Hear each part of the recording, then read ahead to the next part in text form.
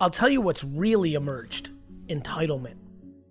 My circumstances put me in a place where I just don't think anybody owes me anything. Not society, not the government, not people I do nice things for. That's a killer. People struggle so much when they do something nice for somebody, they think that person owes them something.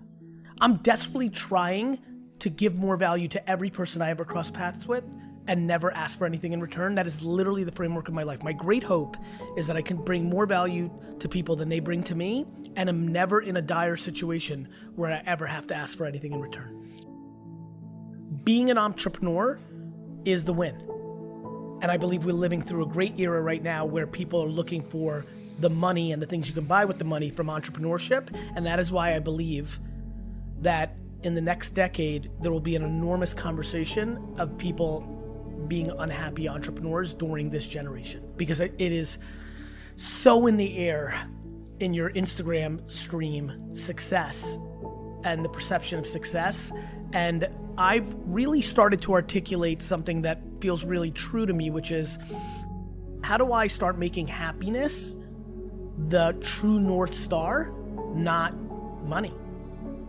I'm really, really, really passionate about accountability. We need to put it in the right place. We don't need to look the other way where there's systematic issues. There are. But we have to put accountability on a pedestal. Yep. Back to lack of entitlement, accountability, much of a kissing cousin of lack of entitlement, is such a driver for me. Every time something happens bad, I'm like, that's my fault. And that makes me happy, not sad. It makes me feel empowered. I believe that is absolutely true, and I believe that we struggle when new things happen in our society to fully wrap our heads around them. The internet is the biggest impact on humans. We are all super lucky. Like, if you think about how long humans have actually been around, like the airplane seems pretty intense. Like, there's a ton of shit that has happened, right? Electricity, but like, it's on that level. We are living through the beginning of the platform that arguably is one of the 1 to 5 biggest inventions and impacts on humans ever. And so that's intense. It just is.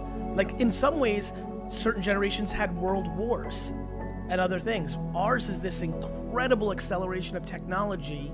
We are in a very special time. And right now, we have gone into chapter 2. Chapter 1 in 2005, 6, 7, 8, 9, about all the maturity of the internet, was nirvana, right? It was all good. Look at all these people doing well. Super cool, super nice. The cliche thing that always happens is what's happening right now. Now we're demonizing it. America and humans love to build shit up and then tear it down. We loved building Zucks up. Now we're loving, demonizing him, and then we're gonna love for him to come back. Like, this is what we do. I just really, really, really want people to stop blaming Instagram. There is no Instagram, there's you. You don't like it? Don't consume it. It's free. Right now, we're in a very convenient state, and everybody's throwing around judgment and blame like it's free. And I feel a huge sense of responsibility to articulate accountability, lack of entitlement, and positivity, because I believe in it. There's a very interesting thing going on here right now, which is there's an extraordinary amount of people that are content or happy. They just don't communicate. Negativity by nature is louder, has always been. Your grandmother who's miserable was louder than your grandfather who's content. The problem is now words are being documented at scale. This has always been the way.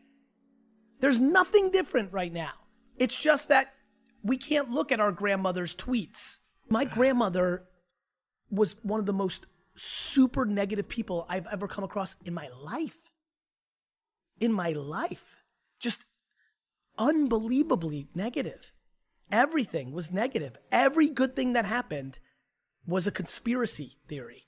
And I used to be mad at her, and then I had to remind myself as I got older and more thoughtful, I'm like, this is a woman who lived in the Soviet Union, who went through World War II, who saw some shit, and who lost her husband.